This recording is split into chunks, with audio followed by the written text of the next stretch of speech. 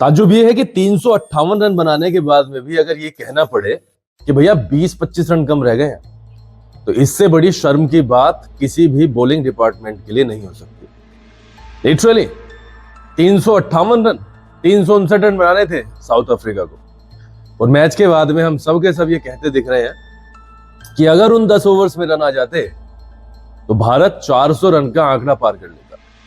मतलब इतने बुरे दिन आ गए हैं कि अब भारत को मैच जीतने के लिए 400 रन बनाने पड़ेंगे, और उसके बाद में वो जो डब्ल्यू लिखा जाता है ना, वो आएगा। शर्म नाम की कोई चीज बची नहीं है। गेंद फेंकनी है, कैच छोड़ने हैं, फील्डिंग छोड़नी है, बस मतलब अलग अलग तरीके की चीजें हैं करने के लिए, लेकिन क्रिकेट खेलने के लिए चीज नहीं है। उधर सेलेक्टर्स अपनी हद मचाए हुए हैं, इधर गंभीर साहब अपनी हद मचाए हुए हैं, और इधर फील्डर्स अपने अपने धुन में सवार हैं। भैया हरा तो इन्होंने पहला भी दिया था, वो बच गई जान, पता नहीं कैसे कैसे बची, 17 रन से जीत गए। 350 वहां भी चेस करने थे। और कल तो भैया टेम्पा बमोमा की वापसी हुई, उसने दिखा दिया कि भैया तुमने मुझे जो चीजें कही थी उसका बदला उसने दोबारा से ले लिया। मेरे लिए तो भैया एक सपना चकनाचूर हो गया। मैं सोच रहा था कि शुक्री कॉनरेड ने जिस तरीके से भारत की बेइज्जती की, 2-0 से भारत को हराया, फिर एक ग्रवल शब्द का यूज भी किया, तो उसका बदला सिर्फ इस तरीके से लिया जा सकता है कि भैया बोलो मत, इन्हें 3-0 से हराओ। जो हुआ टेस्ट मैचेस में हुआ, कम से कम वनडे में तो इनकी खाल खींच के रख दो। लेकिन मुझे क्या पता था भैया उल्टा हो जाएगा। बॉलिंग डिपार्टमेंट की तरफ देखो तो कहीं ना कहीं मेरा तो शक था।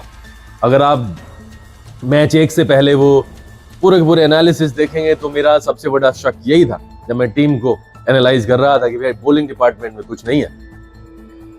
लेकिन बॉलिंग डिपार्टमेंट आपका कितना भी कमजोर हो, 359 रन तो नहीं खा सकता।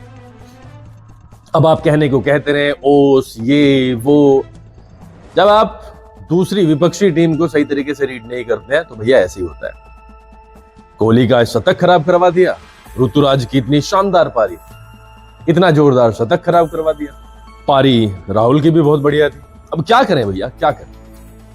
प्रसिद्ध कृष्णा, हर्षित राणा, मतलब अब क्या करें? कहने को कोई शब्द नहीं।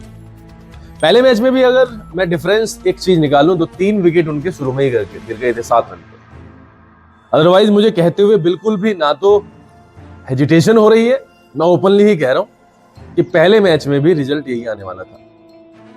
और अब तो मुझे ये डर लगने लगा है कि भैया 350 पौने 400 रन बनाओगे तुम तब भी हार जाओगे तो कितनी बैटिंग बल्लेबाज करेंगे, और आप किस तरीके से इसे सीरीज को जीतोगे?